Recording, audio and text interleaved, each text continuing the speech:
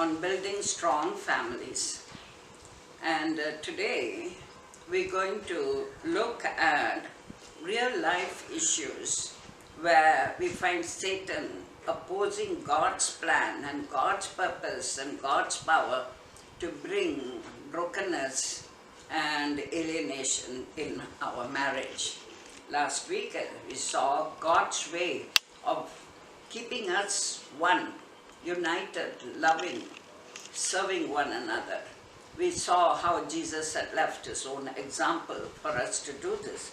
But today we see how Satan opposes everything good that God purposes for us. And if we have a tendency to follow, to listen to his lies, then we are in trouble. So in real life situation, what are some ways we find opposition, hindrances to fulfilling God's purpose for unity and loving marriage relationship? There are several things, I'm sure you can name them also. But I think one of the major things that I'd like to concentrate today, focus today, is anger. In one group, when I was talking to them, it's talking about anger, and I said, how many of you get angry? A few hands went up, but not all. But then I asked again, how many of you get irritated? Then all the hands went up. Irritation is a close relation of anger. Irritation is when your spirit is agitated within you. And if you don't control it, then it bursts out in anger. So anger, irritation, you see, when you are irritable, you get angry. Whatever another person does doesn't seem right to you because you are having an irritable spirit. So that is one way. Then when you get angry with one another, or when we speak to one another with an irritable voice, then we hurt one another. Our feelings are hurt, and if we don't resolve them, we suffer from damaged emotions that crops up on and off in different situations. So this causes, when there is anger and there is hurt, and it makes us separate from one another, alienated from one another, because we cannot feel one with the other person. We cannot agree totally. We have harbor hurt within us. So we find, therefore, the main problem in all this is self-centered pride. Pride, ego. My ego is hurt. My ego has not been pacified, and therefore I get upset.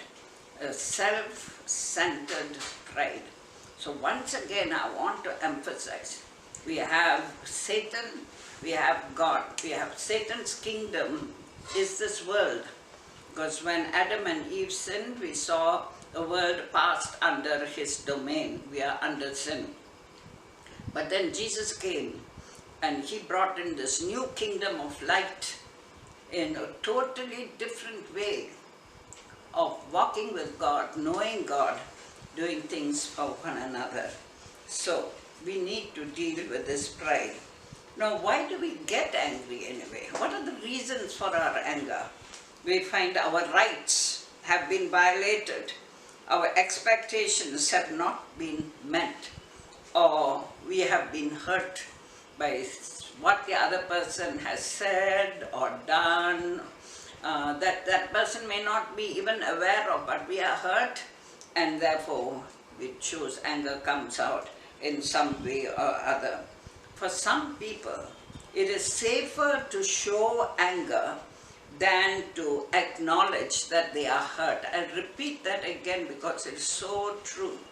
For some people, it's safer to show anger than to admit that they are hurt. And therefore, this is a situation that happens. Now, rights.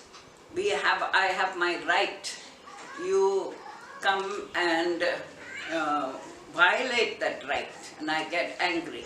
Actually, I don't know whether you agree with me, but take Jesus. In Philippians, we are told he gave up his right as the God, and he made himself a servant and submitted himself to all that was done to him. He gave up his rights. He didn't stand on his rights and said, I am Lord, I am sovereign, you better make your submission to me. No, he made himself a servant of all. And that speaks to us, especially in these days when we're clamoring for my rights. We can, of course, fight for the rights of children, abused women, girls, other people's rights. But whether we need to fight for our rights, personally, I don't agree, because following Jesus' example, I have no rights. So the issues to be addressed are, we have increasing number of divorces. It's almost frightening. People who have dated one another for a long time, and then they feel this is God's will for me and we want to get married. Within a week, they want to separate. How is it possible? But it is happening. Or they live for some time. They're disappointed for some of the reasons we talked about. And they cannot live with one another. Another modern word that is used is they are incompatible. Don't suit one another. Is that the basis for marriage? And what about the vows that were made? Do they have no meaning? So divorces take place, affairs take place. Besides marriage, you have other relationships. Live-in relationships. I was surprised to hear that the recent thing is that they have a workplace spouse. So in the workplace they have a spouse. When they have to spend overnight or late, they have a spouse there, a relationship. And then they come home to their wives. Changing status of women.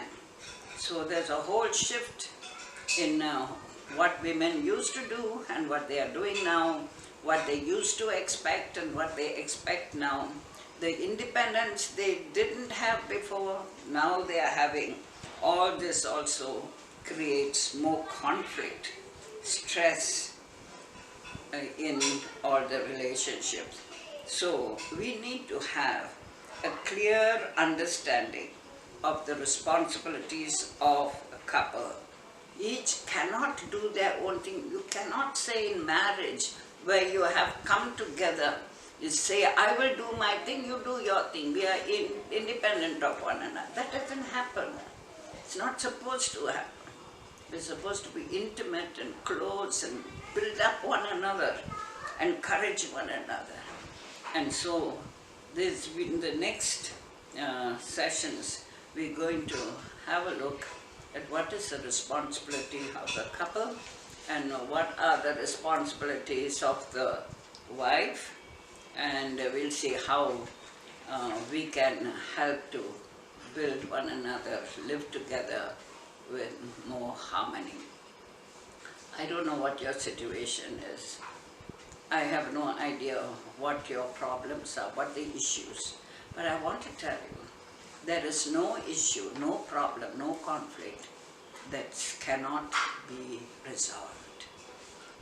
With Jesus by your side and His Holy Spirit helping you, if you decide, make a choice, it's your choice. Make a choice to make your marriage stand and make good, you can do it. You can do it. It's not impossible.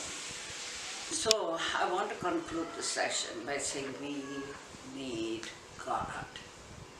We need God in our lives. I want to ask you, how much time do you give for God?